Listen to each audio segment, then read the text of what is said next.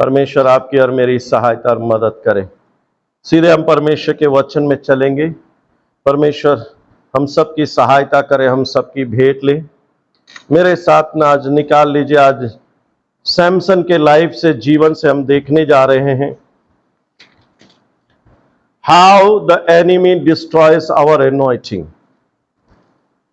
How the enemy destroys our anointing. कैसे बैरी हमारे अभिषेक को नष्ट करता है। किन चीजों को हम अपने जीवन में ध्यान नहीं देते हैं जिसके चलते शैतान हमारे अभिषेक को नष्ट करता है। कैसे शैतान, किन बातों से शैतान हमारे अभिषेक को नष्ट करता है। परमेश्वर ने जो अभिषेक दिया है, जो बुलाहट दिया है, उसको कैसे नष्ट करता है, ये आज हमें सीखने की आवश्यकता है। अगर हम सैमसन के जन्म से शुरू से देखा जाए तो ये बहुत ही अद्भुत रीति से ये बच्चा पैदा हुआ। ये पति पत्नी दोनों बांझ थे, दोनों को संतान नहीं थी। और वैसे समय में परमेश्वर क्या कहता है, यहोवा का दूत उसे दर्शन दे के कहता है, 13 अध्याय और ये पूरे 13 से 16 अध्याय के बीच में पाया जाता है। बुक ऑफ जजेस, न्यायों की पुस्तक, उसका 13 से 16 अध्याय है। मैं बीच बीच में बोलूंगा, आपको होमवर्क जाके करना पड़ेगा घर पर, क्योंकि मैं तीनों अध्याय पढ़ूंगा तब फिर पूरा सरमन का संदेश का समय चला जाएगा। और यहां क्या देखते हैं कि परमेश्वर का दूत क्या है कि इज़राइल के में आके मानोह नाम का जो आदमी है उसकी पत्नी के पास में पहुंचता है और उसे कहता है कि तुझे एक संतान होगा, तुझे एक बेटा होगा। और पहली चीज क्या करता है, सावधान रहे। सिर्फ जिसके जीवन में, जिस बच्चे के जीवन में बुलाहट होती है या दर्शन होता है, सिर्फ उसी को सावधान रहने की जरूरत नहीं है, उसके माता पिता को भी सावधान रहने की जरूरत है। गर्भ से आने से पहले ही, जैसे अगर पति पत्नी विश्वासी हैं तो उनको शादी किया है तो उनको तो इस बात का निश्चय है कि अब उन्हें संतान होगी। तो इसके लिए पहले ही से उन्हें प्रार्थना करने की आवश्यकता है कि परमेश्वर, जो संतान तू देने जाए वो तेरी ओर से, तेरे गौरव के लिए, तेरी महिमा के लिए होनी चाहिए। तो पहली चीज तो उन्हें प्रार्थना करने की आवश्यकता है। और उन्हें अगर इस बात का विश्वास है कि परमेश्वर दर्शन देता है, बातचीत करता है और संतान उसकी ओर से भेजता है, तो उन्हें सबसे पहले सावधान रहने की जरूरत है। और उन्हें भी बहुत सी चीजों को, अपने आप को अलग रखने की आवश्यकता है। क्या बोलता है, क्योंकि 5वें पद में, क्योंकि तू गर्भवती होगी और तेरा एक पुत्र उत्पन्न होगा, उसके सिर पर छुरा ना फिरे, क्योंकि वह जन्म से ही परमेश्वर का नाजिर हो रहेगा। विश्वास की दशा में जब हम बच्चे को पैदा करते हैं तो बच्चा परमेश्वर की ओर से एनॉइटेड, नाजिर, एनॉइटेड। क्या कहते हैं कि इजरायलियों को फिलिस्तियों के हाथ से छुड़ाने में वही हाथ लगाएगा। और उस स्त्री ने अपने पति के पास जाके बोलती है, और फिर वो आगे 7 पद में क्या कहते हैं, उसने मुझसे कहा, सुन तू गर्भवती होगी, तेरा एक बेटा उत्पन्न होगा, इसलिए अब ना तो दाखमधु या किसी भांति के मदिरा पीना नहीं पीना, ना कोई अशुद्ध वस्तु खाना, क्योंकि वह लड़का जन्म से ही परमेश्वर का नाजिर होगा। देखिए, पहली चीज, जो सबसे बड़ी चीज है, वो पुराने नियम हो या नए नियम में है, एनॉइटिंग, अभिषेक को नाश करने का कारण जो होता है अल्कोहल, नशा।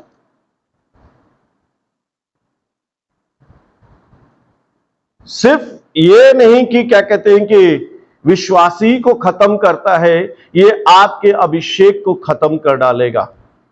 किसी तरह का नशा हो, किसी तरह का अल्कोहल, पुराने नियम में भी जो सेवक होते थे उनके लिए मना किया था। नए नियम में तो यीशु मसीह साफ मना करता है, वो थोड़ी थोड़ी पीने के लिए नहीं बोलता है। अल्कोहल जो है किसी तरह का नशा। और एक जगह लिखा हुआ है कि ग्रेप से, अंगूर से बना हुआ कोई भी पदार्थ जिसमें नशा उत्पन्न होता है, नॉट टू यूज। पुराने नियम में हाँ भोजन के बारे में कहा गया था, लेकिन नए नियम में वो परमेश्वर ने उसको बदल के आपको आजादी दे दी है, मुझे आजादी दे दी है कि हम जो चाहे वो खा सकते हैं। लेकिन ये भी ध्यान रखें कि आपका शरीर उसको चीज को बर्दाश्त करता है या नहीं करता है। प्रभु ने परमिशन दे दिया सब कुछ खाने के लिए, इसका मतलब नहीं कि मैं अपने शरीर के विरोध में जो डाइजेस्ट नहीं होता, जो मुझे नुकसान पहुंचाता है, मैं वो भी खाते रहूं। क्योंकि बाइबल ये भी कहती है नए नियम में कि इस मंदिर को तू नाश करेगा तो मैं उसको नाश करूंगा। ये परमेश्वर का मंदिर है, इसको केयर करना ये हमारा भाग होता है। और उसके बाद में क्या कहते हैं कि 8 पद में कुछ चीजें और कही जाती है। तब मनोह ने यहोवा से यह विनती की कि हे प्रभु, विनती सुन, परमेश्वर का वह जन जिसे तूने भेजा था फिर से हमारे पास आए, हेलो, और हमें सिखाए। अंडरलाइन करने की जरूरत है, और हमें सिखाए कि जो बालक उत्पन्न होने वाला है उससे हम क्या क्या करें। परमेश्वर के राज्य सिर्फ क्या है, बच्चा पैदा कर देना। मैंने प्रार्थना करके बच्चा पैदा कर दिया उतना काफी नहीं है। उसके लिए प्रार्थना करना हमारी प्राथमिकता है, लेकिन उसे परमेश्वर के मार्ग की शिक्षा देना बचपन से हमारे लिए आवश्यक है। उसे परमेश्वर का वचन सिखाना। संडे स्कूल इसीलिए रहता है कि पहले चीज वहां सिखाई जाए, और सबसे बड़ा संडे स्कूल आपका घर है, आपका जीवन है। आप वो वाड़ी के माता पिता के समान मत बने कि बच्चा पैदा कर दिया और रास्ते पर छोड़ दिया कि जो रास्ते पर चलते वलते रहेंगे वही आपके बच्चे को पाल पोष के बड़ा कर देंगे। कोई आएगा तो एक पाव दे देगा, कोई आएगा तो कुछ दे देगा, जो मिल जाएगा वो खा लेंगे। नहीं, ऐसे नहीं चल सकता है। क्या हुआ बेटा, कुछ चाहिए? आप मेरे तरफ ध्यान दें। परमेश्वर के बच्चों को अपने भी खुद सीखना है, और कितने बार क्या होता है हम बच्चों को इसलिए नहीं सिखा पाते क्योंकि हम नहीं सीखते। आप अगर परमेश्वर की बातों में रुचि नहीं रखेंगे, आप परमेश्वर के वचन के साथ समय नहीं बिताएंगे और सिर्फ ज्ञाता नहीं हो जाइए, उसके अनुसार चलना। बाइबल यीशु मसीह साहब कहते हैं सिखाए कि वह उसको माने। मानना बहुत जरूरी है। नहीं तो मुझे ज्ञान बहुत हो जाता है लेकिन मैं मानता नहीं हूं। तो खुद भी सीखना है और परमेश्वर के वचन को परमेश्वर बच्चों को भी सिखाने की आवश्यकता है। और उसके बाद में हम देखते हैं कि बच्चा बढ़ता है, पैदा होता है, बढ़ता है, और क्या कहते हैं कि यहां अंतिम में अगर उसके 24 और 25 पद में आ जाएंगे, हम 13 अध्याय के 24 और 25 पद में आ जाएंगे तो कहता है उस स्त्री ने एक बेटा उत्पन्न किया और उसका नाम शिमशोन रखा। वो बालक बढ़ता गया और यहोवा उसको आशीष देता रहा। और क्या कहता है, और यहोवा का आत्मा सोर और एस्तोल के बीच महनेदान में मैं उसको उभारने लगा। ध्यान दे, परमेश्वर की आत्मा क्या, पुराने नियम में क्या होता था, परमेश्वर की आत्मा आती थी, कार्य करती थी, चली जाती थी। और यहां जो शब्द लिखा है उसे आज आपको सीखने की आवश्यकता है।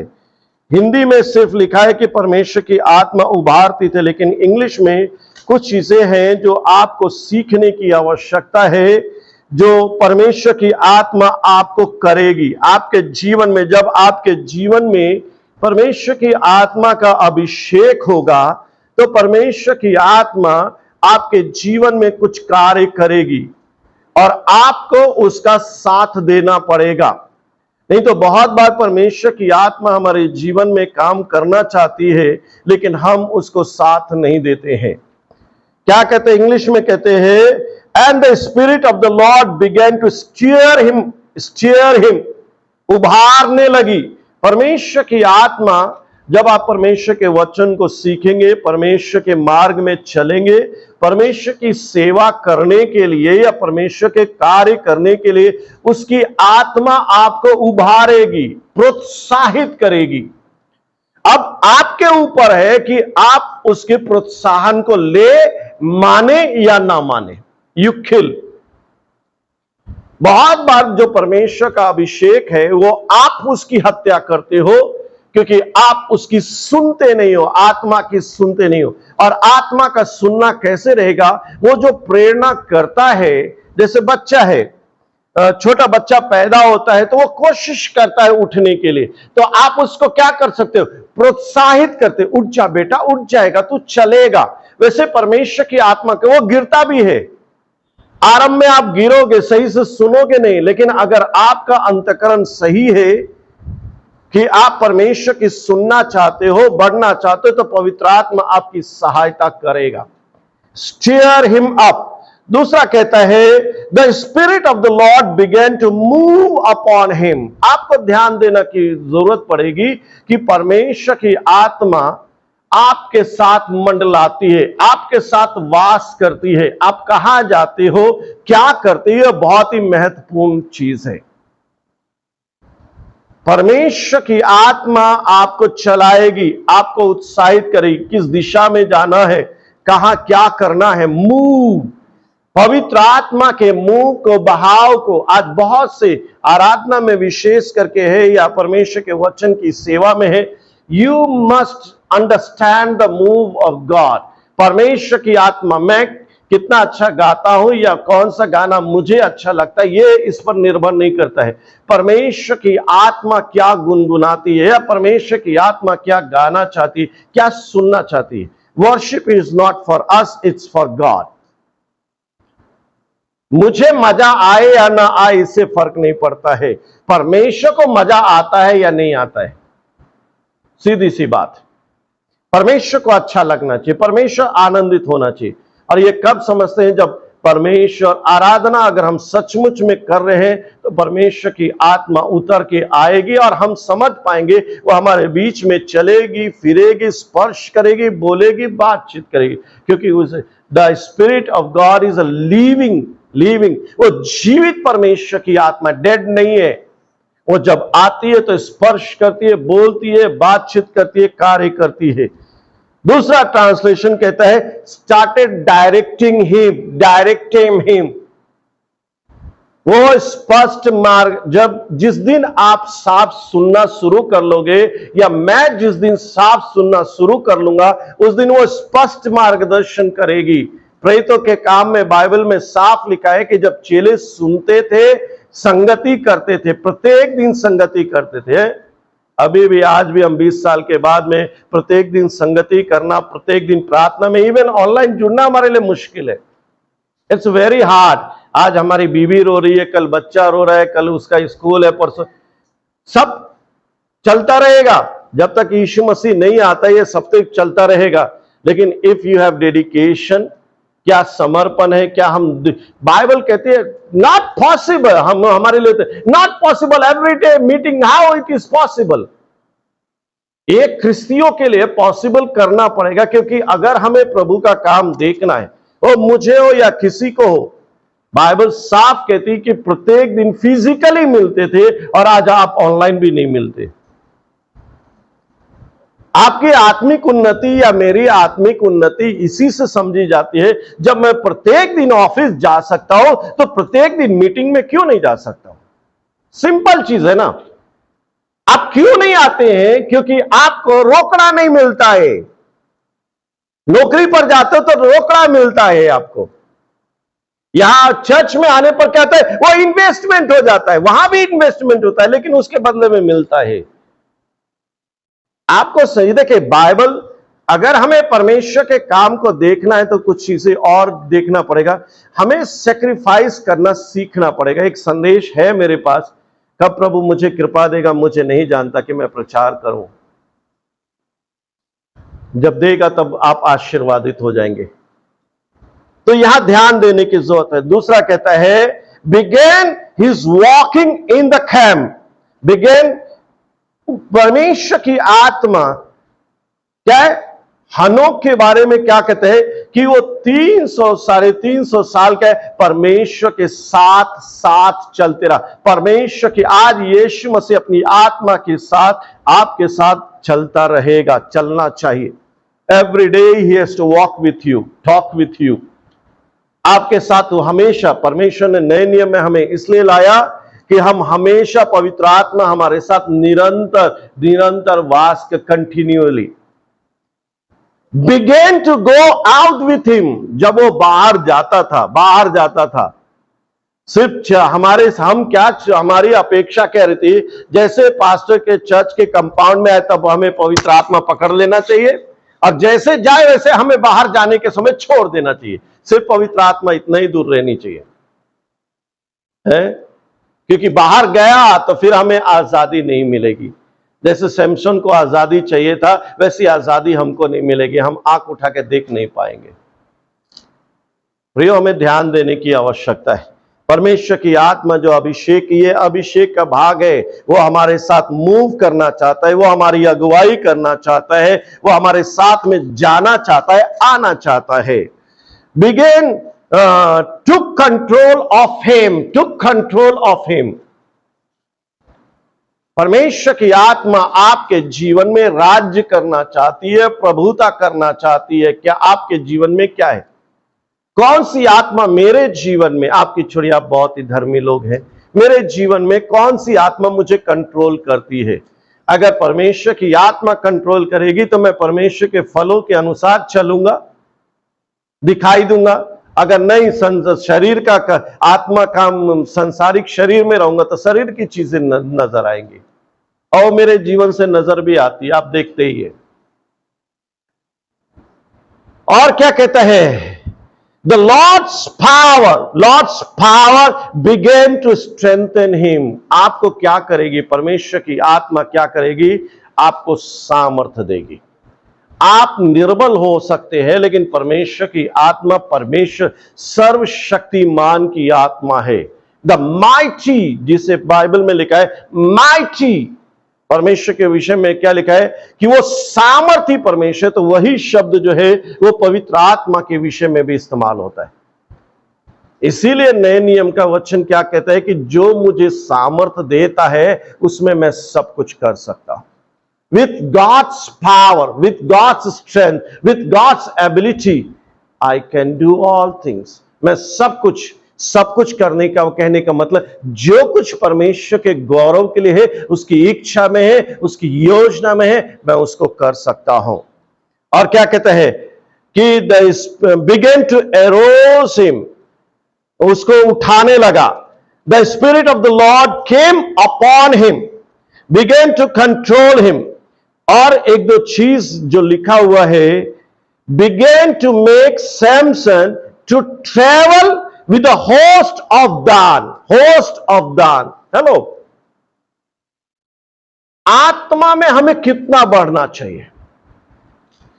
आत्मा में चलने वाला होस्ट ऑफ दान जो थी एक सेना थी।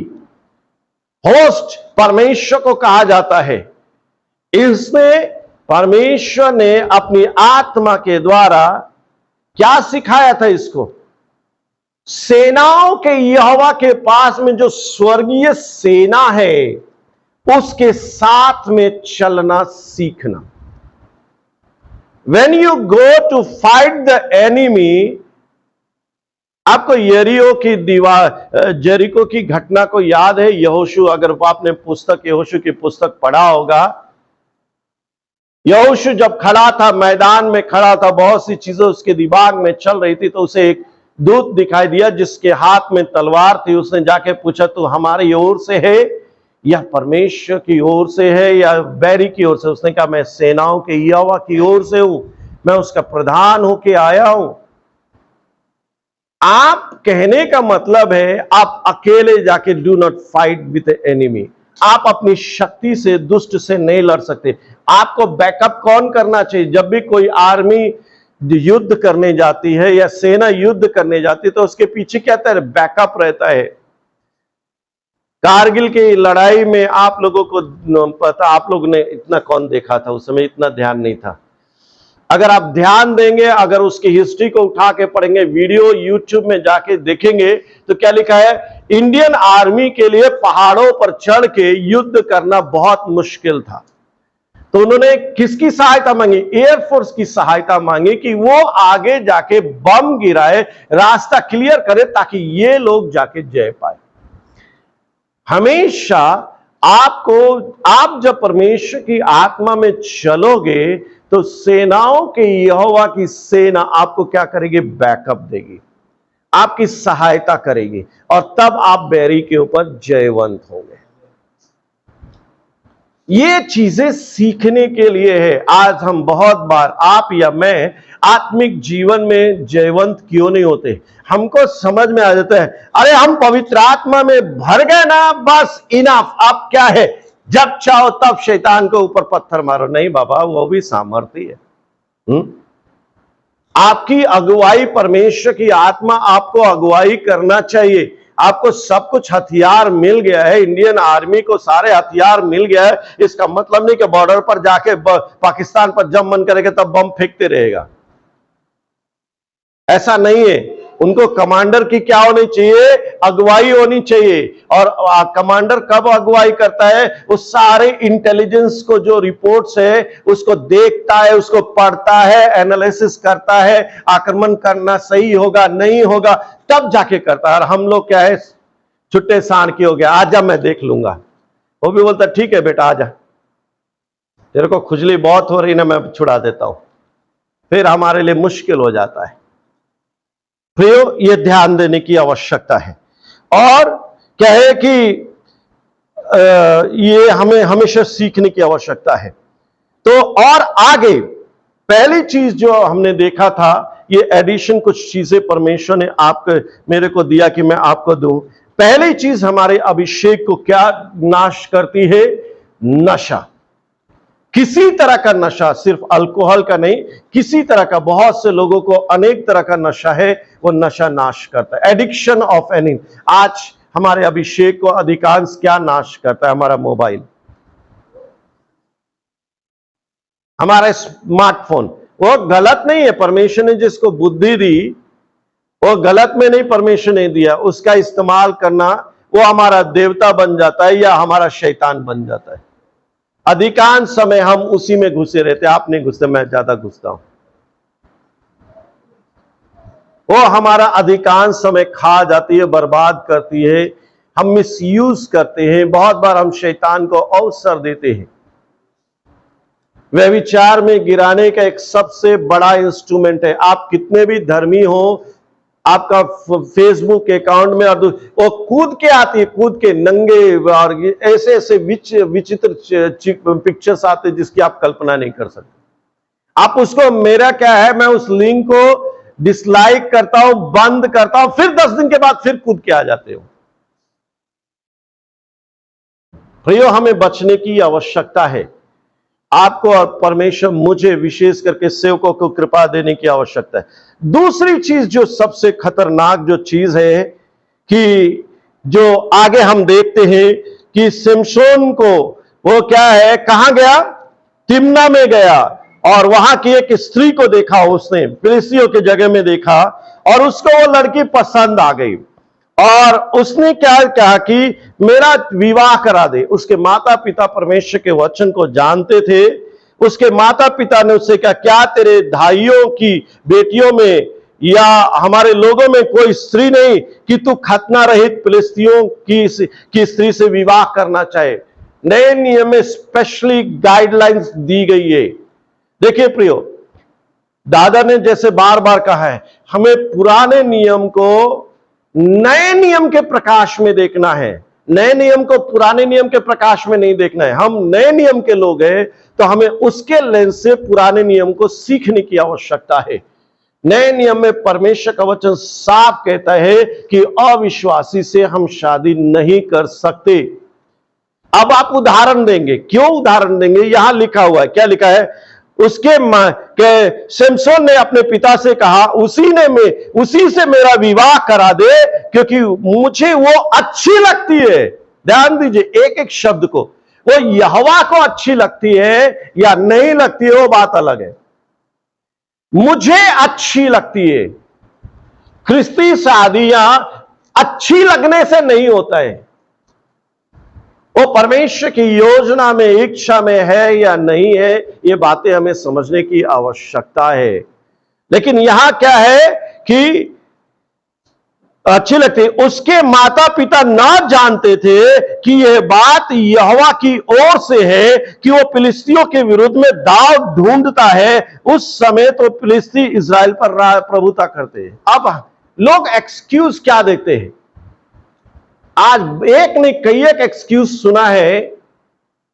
पर मैं प्रार्थना कर रहा था, विश्वासी लोग, मैं प्रार्थना कर रहा था, प्रभु ने मेरे को बोझ दिया। वो आत्माएं जो है ना, अगर मैं अन्य जाति लड़की से शादी करता हूं, मुझे बोझ है, वो बच जाएगी और उसका घराना बच जाएगा।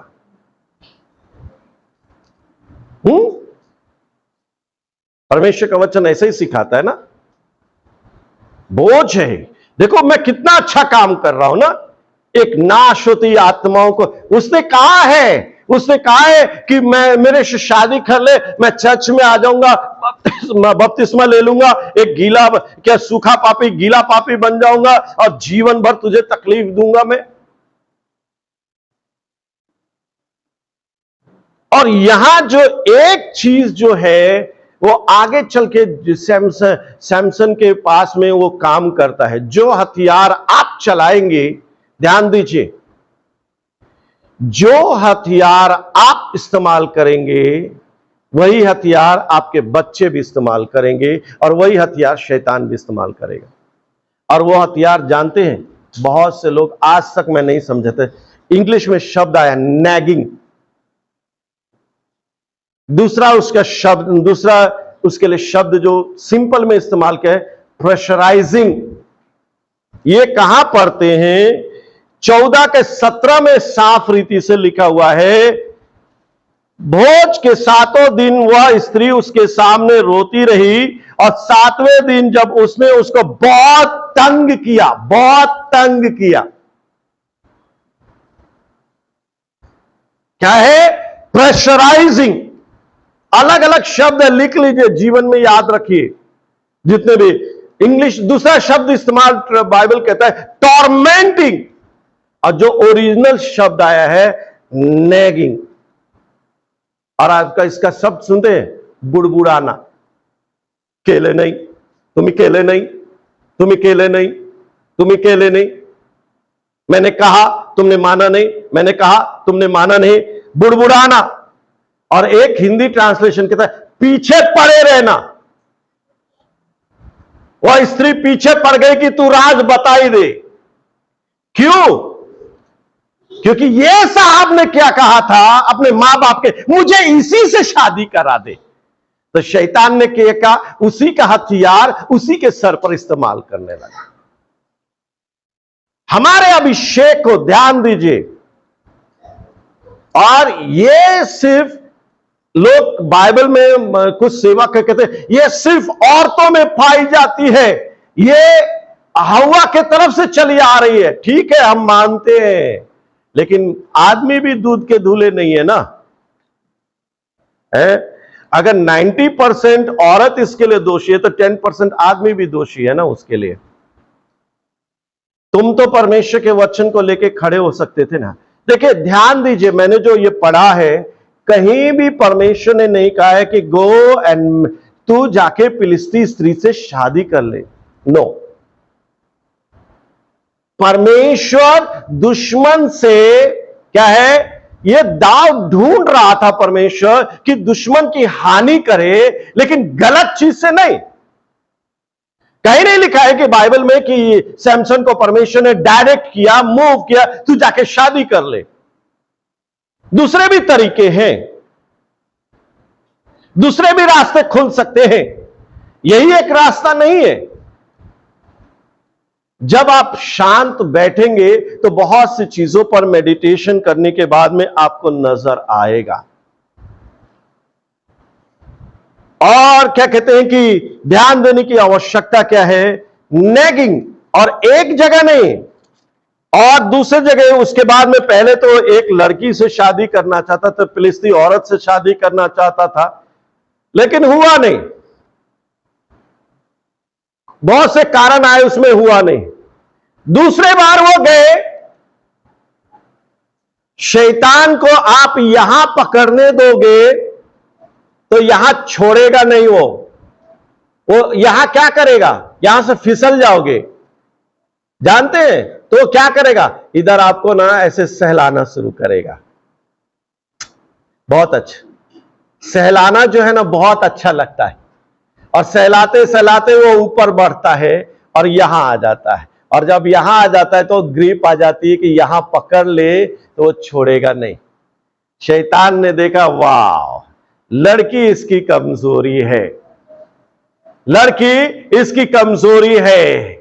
दूसरे बार गया तो उसे लड़की पहले अच्छा लगती थी, बाद में उसका टेस्ट ऐसा बदल गया, उसे वेश्या भी अच्छी लगने लग गई।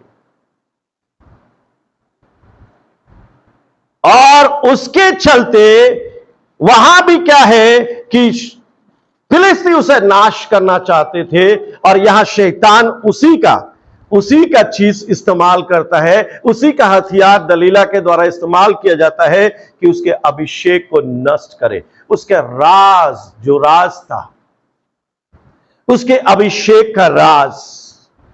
तीसरी चीज जो है आपको ध्यान देने की आवश्यकता क्या है कि आप अपने अभिषेक का राज अन्य जातियों को मत बताएं। बहुत सी चीजें, आत्मिक भेद की जो बातें हैं, जब तक कोई विश्वास करता नहीं है, जब तक प्रभु को जीवन देता नहीं है, उसे आत्मिक बातों की बहुत सी भेद की बातें हैं जो उसको नहीं बतानी चाहिए। कितना भी प्रेशराइज करे, ये एक सेवक को प्रेशर हैंडल करना सीखने की आवश्यकता है। इसीलिए वो कहता है कि तेरी बातें यस की यस और ना की ना हो। प्रियो, कभी कभी जो प्रेशराइज करता है उसे भी वो नहीं मालूम होता है कि वो सही कर रहा है या गलत कर रहा है, आत्मा में कर रहा है या शरीर में कर रहा है। और ये नैगिंग की जो आत्मा जो है, प्रेशराइजिंग करने की जो आत्मा है, ये बच्चों से लेके, बड़ों से लेके, स्त्री से लेके, बूढ़ों से लेके सब में काम करती है। नहीं मुझे चाहिए, नहीं मुझे चाहिए, जैसे बच्चा करता है। लेकिन आप जब भी प्रेशर में दे दीजिए, जो आज आदम हमारे बाबा ने किया, जिससे आज हम भुगत रहे, आप भी वही गलती की, मेरे बाप ने किया तो मैं भी करूंगा, ये मेरे खानदान में चला आ रहा है, कीजिए, आप भी भुगतिए। अलग अलग शब्द इससे, pressurise him, tormenting him, nagging, trouble him, और क्या कहते हैं, ध्यान दीजिए, कहीं कुछ चीजें जो है इसलिए परमेश्वर प्रकाश में लेता है, मेड हिज लाइफ मिजरेबल। खाने के वक्त, उठने के वक्त, सोने के समय, बाहर जाने के समय, हे तुम्हें केला का, ऐकला का, सुना क्या? बच्चे भी, जिसे पैसा चाहिए कुछ ही, पापा मम्मी, आपको यह समझने के डिस्ट्रेस्ड हिम, वो इससे क्या हो गया, वो मानसिक वेदना में आ गया। प्रियो, शैतान के किस हथियार से वो आपके अभिषेक को नष्ट करता है, आज आपको और मुझे, सिर्फ जिसके जीवन पर बुलाहट है वो नहीं, उसके माता पिता के भी जीवन के लिए यही बात लागू होती है कि वो प्रेशर को हैंडल करना सीखे। और क्या सीखे? बाइबल कहते yes and no. No means no. कितने लोग परमेश्वर को प्रेशराइज करते, विशेष करके शादी के समय, मैंने इतना प्रार्थना किया, मैंने ऐसे सुना, मैंने वैसे सुना। परमेश्वर उस समय बहरा हो जाता है, सुनता ही नहीं है, बोलता है जा बेटा जा, जाना है ना जा। क्या करेगा? तू अपनी आंख फुड़वाएगा। क्या करेगा? तू अपनी आंख फुड़वाएगा, अपनी मर्जी से चलेगा, अपनी इच्छा में चलेगा तो अपनी आंख फुड़वाएगा, अभिषेक निकल जाएगा और शैतान तेरी आंख को फोड़ देगा। अरे परमेश्वर हमारा अनुग्रहकारी दयालु है, इसका मतलब नहीं है कि थिंग्स फॉर ग्रांटेड, हम उसको ले ले, अरे वो तो मदद करेगा, मेरा पिता है। नो प्रियो, हमें ध्यान देने की आवश्यकता है। और क्या है? पहली चीज क्या है? अल्कोहल। दूसरी चीज हमने नैगिंग जिसे समझा। तीसरी चीज जो है एडल्ट्री, व्यभिचार। हमने देखा ये खुलेआम है दलीला, उसके प्यार में पड़ जाना है। बाइबल साफ कहती है कि व्यभिचारी के व्यभिचार नहीं करना, और अब तो हालत ऐसी कि उस रास्ते से नहीं जाना। हमारे भी नासिक में हर एक सिटीज में उनका एक एरिया है, नहीं कुछ नहीं करूंगा, जस्ट उस रास्ते से गुजर जाऊंगा। दूसरा रास्ता था लेकिन इधर शॉर्टकट है। भैया क्या हुआ? इधर से शॉर्टकट था। बहुत बार आजकल हाई सोसाइटीज जो रहती है ना, वहां ये आत्मा रहती है, आप उधर मत जाओ। दाऊद क्या कर रहा था? वो सोसाइटी के रास्ते पर नहीं गया था, अपनी महल से ऊपर ही से देख रहा था। आप वो मत काम करो। आंखों की अभिलाषा, शरीर की अभिलाषा, जीविका का घमंड एक सेवक को नाश कर देती है। और एक कुछ चीजें तो आज मुझे ताज्जुब हुआ, यहां बैठने के बाद परमेश्वर देने लगा। और चीज जानते हैं क्या नाश करता है? गैम्बलिंग, जुआ। ये क्या कर रहे थे बाबा? इनको वेश्या की आदत तो पड़ी गई थी, जुआ खेलने की आदत पड़ गई थी। एक रिडल्स बताता हूं। मुझे कपड़े चाहिए है, लालच है, कपड़े चाहिए, 30 जोड़ी कपड़े चाहिए। तुम मुझे ये बता दो तो मैं दूंगा, नहीं तो तुम मुझे देना। प्रियो ध्यान दीजिए, इन्वेस्टमेंट करना गलत नहीं है, लेकिन आप जहां भी इन्वेस्टमेंट में नीचे वार्निंग आ जाता है ना, कितने अच्छे अच्छे टीवी पर इन्वेस्टमेंट आते हैं तो उसमें क्या लिखा है?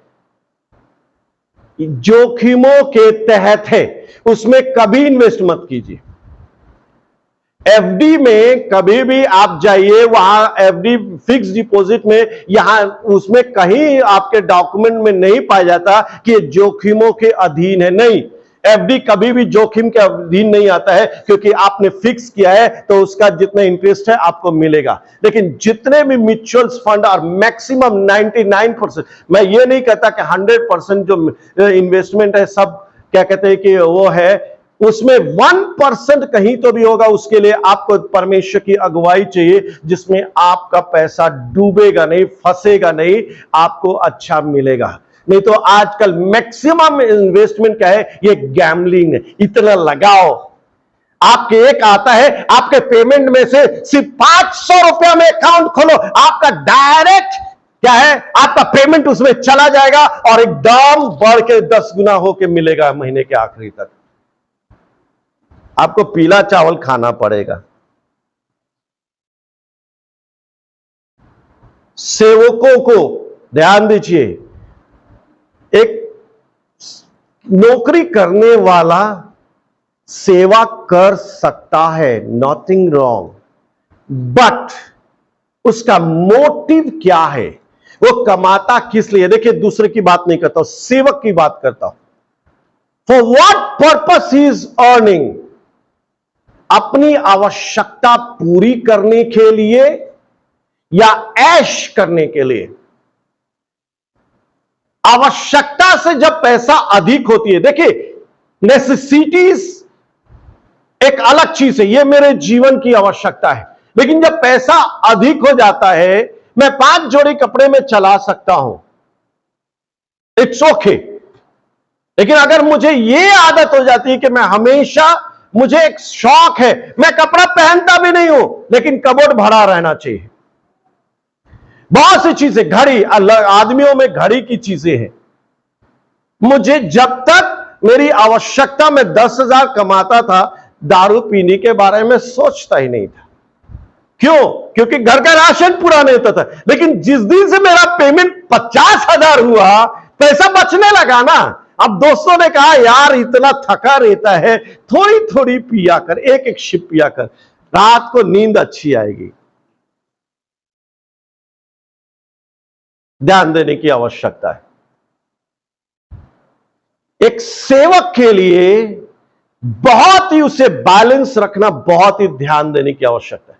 और बाइबल साफ कहती है, जैसे तू बुलाया है, अगर नौकरी करते हुए बुलाया है तो तुझे बहुत समस्या का सामना करना पड़ेगा। अगर तू संपूर्ण रीति से सेवा बुलाया गया है तो कष्ट उठा और उसकी सेवा कर। जैसे प्रभु तुझे बुलाता है, बाइबल साफ कहते है, जैसे तुझे बुलाता है वैसा तू बना रहा और वैसे सेवा कर। दूसरों की तरह मत करे। गैम्बलिंग, कैसे पैसा बढ़ जाएगा, it's not the heart of God. परमेश्वर बढ़ाता है, यूसुफ के द्वारा बुद्धि देता है। वो चाहता है कि पैसा आपके सेविंग में रहे। ये देखिए, इसके बीच में जो है ना, बहुत थीन लाइन है, बहुत पतली रेखा है। कहीं आप पार करके आपको पता नहीं चले और आप पार करके, वो जिस कैटेगरी में तीमुथियुस को कहता था, पैसे का लोभ, द लस्ट ऑफ मनी, कहीं मेरी आवश्यकता पैसा कमाना मेरे लिए लस्ट ना बन जाए। हाय, ये होगा तो मैं ये कर लूंगा, मेरे को ये हो जाएगा मैं वो कर लूंगा। प्रियो, मनुष्य कभी भी, ये शरीर जो है, ये इसको सोने के ऊपर सुलाओ या कहीं भी कुछ भी दो, ये शरीर कभी भी संतुष्ट नहीं होता है। हेलो, आपको ध्यान देने की आवश्यकता है। यह शरीर पृथ्वी का है, मट्टी का बना हुआ है। आप मट्टी में बारिश के दिनों में देखिए, बारिश के दिनों में मिट्टी के ऊपर पानी क्या है, बहने लगता है। कुछ दिन सूरज उग जाए, फिर सूख जाता, फिर पानी दो। कभी ये नहीं बोलता बस अब तो जाने दे। ये शरीर मिट्टी का बना हुआ है, ये कभी भी आपको नहीं बोलेगा कि बस जाने दे, अब तो बहुत हो गया। इसीलिए पौलुस बोलता है, मैं इसको मारता कूटता हूं, इसका मतलब मैं डंडा चलाता हूं। उसको कहता है डिसिप्लिन में लाता हूं। अगर आप डिसिप्लिन नहीं लाएंगे ना, तो मेरे तरफ से डॉक्टर आपको डिसिप्लिन में लेकर आ जाएगा। पहला अल्कोहल, दूसरी चीज है नैगिंग, तीसरी चीज है एडल्ट्री, चौथी चीज गैम्बलिंग। किसी रीति से गलत रीति से मैं पैसे कमाने या पैसे बढ़ाने की ताक में ना रहूं। परमेश्वर से कृपा करें। क्या कहते हैं कि नीति वचन साफ कहता है, प्रभु इतना भी कम मत दे कि मुझे चोरी करना पड़े, और इतना भी अधिक मत दे कि मैं तेरे मार्ग से भटक जाऊं। ध्यान दीजिए, नीति वचन हमेशा, जैसे हम भजन संहिता पढ़ते हैं, वैसे नीति वचन भी हमेशा हमें पढ़ने की आवश्यकता है। इतनी बैलेंस लाइफ है जिसका जवाब नहीं। ये किसने सी लिखा है? वो बाबा ने, हमारे सोलोमन बाबा ने, जिसने सब कुछ भुगतने के बाद में लिखा। अब हम कहते हैं हम भी भुगतेंगे, फिर हम सीखेंगे, तब तक काम खत्म हो जाएगी। उसके बाद में क्या कहता है? और इतना ही नहीं, और कुछ चीजें हैं जिसे हमें ध्यान देने की आवश्यकता है। हमारी बुलाहट को खत्म करने के लिए शैतान बहुत ही धूर्त है। उसे कुछ नहीं चाहिए, आपका सोना और चांदी से उसके पास बहुत है। आपकी बुलाहट, आपके दर्शन, आपसे परमेश्वर की आत्मा दूर चली जाए, यही उसका मेन उद्देश्य है। इसके लिए आपको क्या है? बचपन से माता पिता की जिम्मेदारी है कि बचपन से बच्चे को वचन के अनुसार सिखाए, और वैसे माता पिता मत बने जो पिए और कहे बेटा तू कभी मत पीना क्योंकि तेरे जीवन पर बुलाहट है। मेरा क्या है, अब तो मेरी 10 दिन की जिंदगी बची हुई है। दूसरी चीज जो है कि सीधी सी चीज में व्यभिचार से, और एक सेवक के लिए, माता पिता के लिए भी वार्निंग है, और जो शादी करने जा रहा है जवान, उसके लिए भी वार्निंग है कि वो शादी, your marriage will destroy your anointing और इंक्रीज अनॉइंटिंग। आप जिसे अपने जीवन में ला रहे हो, वो आपके बुलाहट को बढ़ा रही है या आपके बुलाहट को खत्म कर रही है, ये बहुत ही मायने रखती है। आज बहुत से सेवकों को देखा गया है, शादी के बाद में गए, खत्म हो गया, दर्शन, बुलाहट, सेवा खत्म। औरतों के लिए भी विशेष करके ध्यान देने की जरूरत है कि अगर आप एक सेवक से प्रार्थना शादी करते हैं तो आपके द्वारा उसका अभिषेक बढ़ता है, उसकी बुलाहट पूरी होती है या नहीं पूरी होती है, यह ध्यान देना, ये आपकी बातें हैं। कभी भी बहन हो या भाई हो या बच्चे हो, कभी भी आप किसी भी मैटर के लिए किसी को प्रेशराइज मत कीजिए। नैगिंग वो शब्द लिख लीजिए, बड़बड़ मत कीजिए। कोई चीज पूरा कराना है और सामने वाला पूरा नहीं कर रहा है, आप उसके पीछे लगे, बुड़बुड़ा रहे, कुड़कुड़ा रहे, उसकी जिंदगी को नरक बना रहे। 6 महीने झाला ना, 3 महीने झाला ना, तुम्ही केले नहीं। ये क्या कर रहा है? ये उसके दर्शन को, उसके बुलाहट को नष्ट कर रहा है। गैम्बलिंग किसी भी रीति से क्या है कि पैसे, एक ध्यान दीजिए, बहुत से सेवक लोग, आप लोग अच्छे विश्वासी, सेवक के ऊपर बहुत हमले, बहुत से सेवक इस पैसे के चलते आज जेलों में, हमारे हिंदुस्तान में कम है, हमारे हिंदुस्तान में भी गए हैं, बहुत से लोग जेलों में हैं। फिर वो प्रेयर रिक्वेस्ट करते हैं कि प्रेयर कीजिए। फाइनेंशियल जो चीजें हैं उसका गलत फायदा उठाते हैं। मेरे पास में बहुत से अवसर आए, शैतान आज भी बहुत बार फेसबुक में, पिछले 2-3 महीने में फेसबुक में, we want to give such a, इतने $100 देना चाहते हैं। मैंने कहा वो आदमी नहीं हूं मैं, I am not the right person. प्रियो, कैसे भी पैसा आ जाए, नहीं, पैसा आना चाहिए, सही रीति से आना चाहिए, सही उद्देश्य से आना चाहिए, सही उद्देश्य से खर्चा होना चाहिए। गैम्बलिंग की आत्मा है, हाय हाय लग जाती है, कैसे कमाऊं, कैसे जमा करूं, नहीं। दाऊद का हृदय देखिए, आएगा। देखिए, परमेश्वर का वचन कहता है, आप अगर छोटा सा परिश्रम करोगे, परमेश्वर का भय मानोगे, तो परमेश्वर आपकी 5 रोटी 2 मछलियों को आशीर्वादित करेगा, सुपर नेचुरल ग्रोथ देगा। अब छोटी सी चीज लगाओगे, छोटा सा काम करोगे, परमेश्वर उसे आशीष देगा।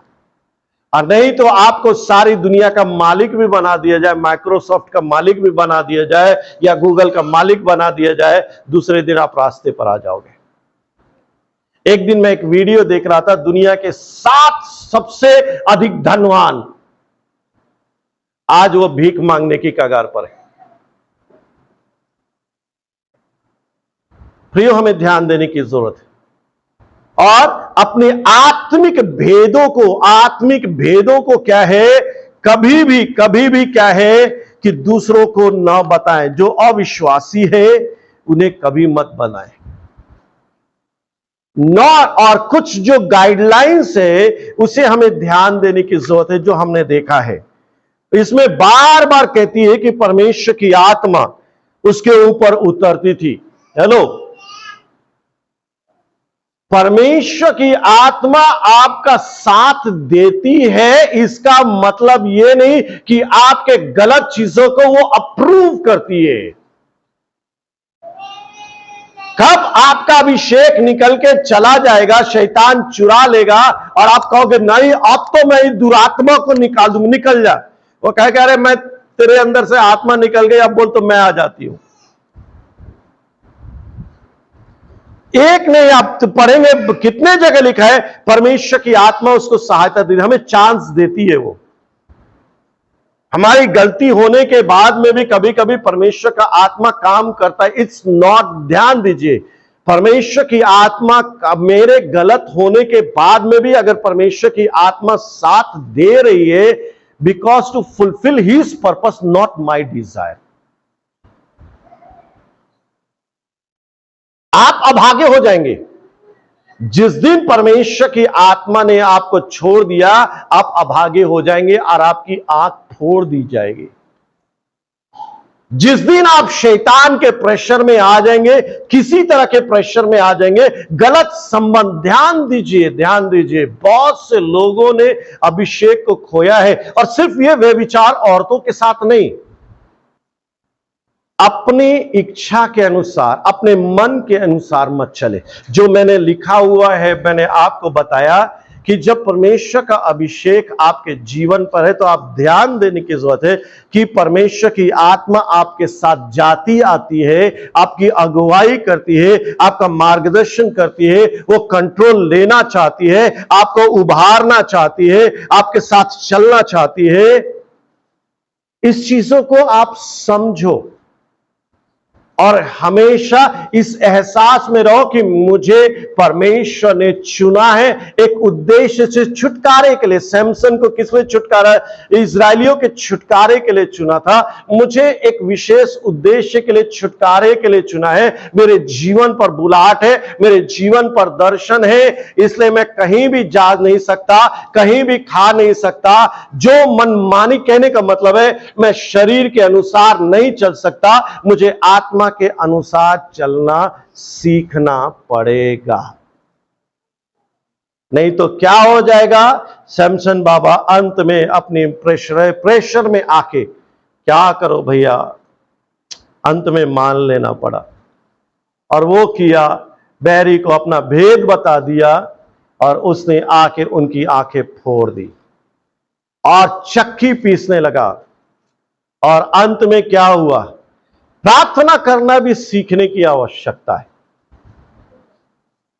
प्रार्थना करना भी सीखने की आवश्यकता है। परमेश्वर ने क्या बोला था, परमेश्वर ने बोला था कि तू बैरी के साथ में मर जा। वो प्रार्थना कर सकता था ना कि प्रभु मुझे मेरे पापों को क्षमा कर, मैंने गलती की है, तू मुझे क्षमा कर, और तेरा उद्देश्य जो इनको नाश करने का उसको नाश करके मुझे बचने दे, मुझे नया जीवन दे। इन्होंने कहा चल बाबा, इनको मारो और मैं भी इनके साथ। क्या परमेश्वर की इच्छा है कि आप एक बैरी के समान, एक अन्य जाति के समान मरे? बाइबल क्या कहते हैं कि धर्मियों के मृत्यु परमेश्वर की दृष्टि में अनमोल है।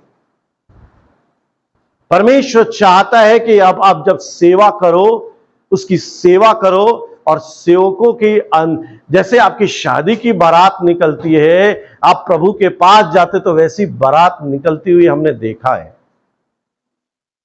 परमेश्वर चाहता है कि आप उस रीति से आशीर्वादित हो। प्रभु हमारी सहायता, आपकी और मेरी सहायता और मदद करें। आज अंत में कंक्लूजन की जो बात है, निष्कर्ष की बात है, अब जाग जाएं। अब तक सोते रहे होंगे तो अब जाग जाएं, क्योंकि हम अंत में पहुंच चुके हैं, कंक्लूजन में, निष्कर्ष में पहुंच चुके हैं कि परमेश्वर आज आपसे और मुझसे क्या बातचीत करना चाहता है कि आपका मेरा दर्शन शत्रु नाश ना करे। How He destroys our anointing, हमारे अभिषेक को कैसा नाश करता है, जो आज हमने सीखा, सैमसन के जीवन से सीखा। और सिर्फ ये बात सैमसन के जीवन में लागू नहीं होती है, ये बात सैमसन को माता पिता जो उसको पैदा करने वाले थे उनके भी जीवन में लागू होती है कि वो अपने बच्चे की परवरिश ध्यान से करे, उसके लिए प्रार्थना करे। बच्चा पैदा करके वो सेवक बन भी जाता है, आपकी रिस्पॉन्सिबिलिटी खत्म नहीं हो जाती। ध्यान दीजिए, आगे चल के उनका पिक्चर ही गायब हो गया।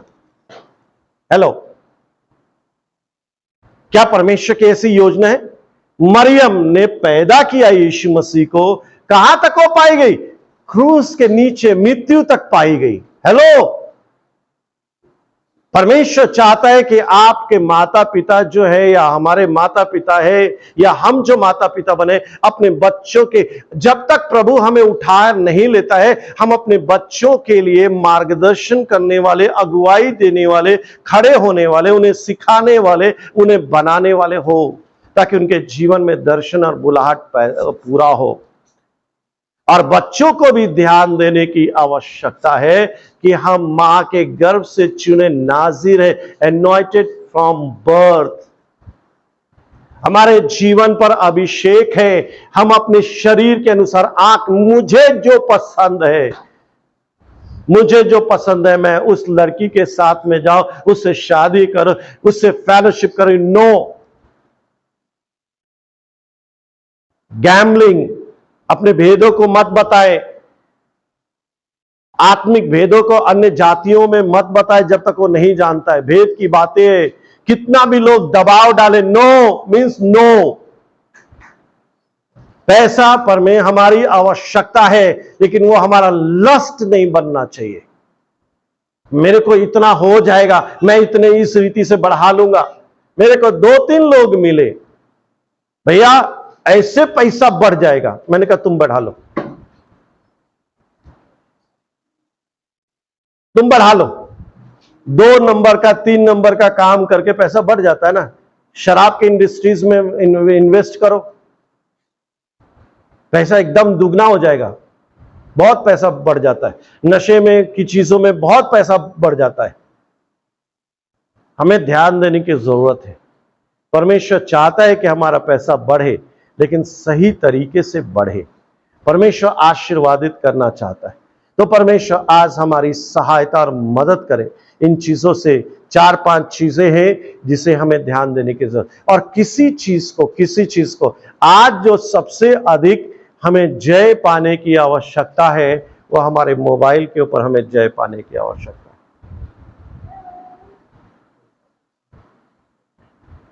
अगर नहीं होता है ना, तो वो डब्बा खरीद ले, that will be very good. Phone ही आना जाना है ना। परमेश्वर आपकी मेरी सहायता करे। परमेश्वर जब वचन से बातचीत करता है तो सबसे पहले सेवक से बातचीत करता है। और आप लोगों को, मुझे आप लोगों की सबसे अधिक प्रार्थना की आवश्यकता है, क्योंकि सबसे अधिक पहले न्याय, आप पीछे खड़े होंगे, मैं आगे खड़ा होऊंगा। सबसे पहले मेरा न्याय होगा, क्योंकि मैंने प्रचार किया है। प्रभु मेरी और आपकी सहायता मदद करे। आइए हम अपने सर को झुकाएंगे और प्रार्थना में चलेंगे। Thank you Jesus, thank you Jesus. थोड़े समय हम अपने आप को दे, परमेश्वर के हाथों में अपने आप को दे। Just wait before God. और जो कुछ बोला है उसके ऊपर थोड़े समय मनन करने की कोशिश करें। Thank you Jesus, thank you Jesus, thank you Jesus, thank you Lord, thank you Jesus. Hallelujah. रिबाराबा खो रिबाराबा शांदे रिबाराबा। Thank you Jesus. रिबारा खांदे रिबाराबा खो रिबाराबा खांदे रिबा। प्रियो, थोड़े समय, जस्ट फ्यू मिनट्स, जो आपने सीखा है, जो आपने सुना है, जस्ट उसे लेने की कोशिश करें। पवित्र आत्मा को कहें कि वो आपकी और मेरी सहायता और मदद करे। Thank you Lord, thank you Holy Spirit. रिबारा खांदे रिबारा बाबक। प्रियो, आपके और मेरे जीवन पर सबसे जो बहुमूल्य चीज है, परमेश्वर आत्मा से सबको भरता है और भरना चाहता है। लेकिन जब वह आपको अभिषेक देता है, बुलाहट देता है, शैतान उसको चुराने के लिए सब कुछ करने के लिए तैयार है। आप कितना धनवान हो, आपके पास कितना धन है, शिक्षा है, उससे शैतान को कुछ आता जाता नहीं है। आपके जीवन पर जो बुलाहट है, क्योंकि सैमसन के जीवन में हमने क्या देखा कि परमेश्वर की आत्मा उतरी और उसने क्या किया, साधारण हाथ से शेर के मुंह के जबड़े को पकड़ के फाड़ दिया, जैसे बकरी के बच्चे को फाड़ देता है। परमेश्वर अभिषेक आपको देता है। हमेशा सिंह क्या चीज दर्शाता है? शैतान को दर्शाता है। अगर आप परमेश्वर की इच्छा योजना में चलेंगे परमेश्वर आपको अपनी आत्मा में इतना सामर्थ्य बनाएगा कि आप शैतान को फाड़ डालेंगे आसानी से, जस्ट। और शैतान इसी चीज से नहीं चाहता है। उसको मालूम है कि आप प्रभु की आत्मा में चलेंगे, उसके अभिषेक में चलेंगे, तो आप उसको और उसके राज्य को नाश कर देंगे। You will destroy. परमेश्वर ने आपको अभिषेक दिया है शैतान उसके राज्य को नष्ट करने के लिए। उसको उल्टा मत होने दे कि शैतान आपके अभिषेक को नष्ट करे और आपको नष्ट करे। शैतान ने सैमसन के अभिषेक को खत्म किया और उसके जीवन को भी खत्म किया, उसे अंधा बनाया। और वो कैसे मरा? पापियों के साथ में मरा। यह परमेश्वर की इच्छा योजना नहीं है। प्रभु हमारी सहायता और मदद करे। Thank you Jesus, thank you Holy Spirit. प्रभु मेरी सहायता कर, प्रभु मेरी सहायता कर, प्रभु हम सबकी सहायता कर। प्रभु मैं पश्चाताप करता हूं प्रभु जी। आई रिपेंट ओ गॉड। मैं पश्चाताप करता हूं अपने गुनाहों के लिए, अपने अज्ञानता के लिए। परमेश्वर forgive me O God and everyone जो तुझसे प्रार्थना कर रहे, जो अपने जीवन में तेरे अभिषेक को संभालना चाहते, बढ़ाना चाहते हैं। परमेश्वर प्रभु जी इन वचनों को सिर्फ सुन के छोड़ने वाला नहीं, ये बहुत ही अहम संदेश है प्रभु जी, जो हमारी बुलाहट से जुड़ा हुआ है। हमें इसके ऊपर रात दिन मनन करने वाला बना और अपने जीवन में चीजों से सावधान रहने वाला बना। परमेश्वर तो हमारी सहायता और मदद कर, मेरी सहायता मदद कर, हर एक की सहायता और मदद कर। परमेश्वर थैंक यू जीसस। तूने हमें इसलिए चुना है और अभिषेक इसलिए दिया है कि हम शैतान उसके राज्य को नष्ट करें। कहीं ऐसा ना हो प्रभु कि शैतान हमारे अभिषेक को और हमें नष्ट करे। तू हमें इतनी सुबुद्धि दे, तेरी आत्मा की सहायता दे, तेरे वचन से सिखा, वचन से सिखा। ये माता पिता की ये हमारी जिम्मेवारी कि हम सिखाएं और सीखे। हालेलुया। तो हमें अनुग्रह और दया दे। We give you all glory, honor to you, Lord. In Jesus' holy name we pray. Amen, amen, amen.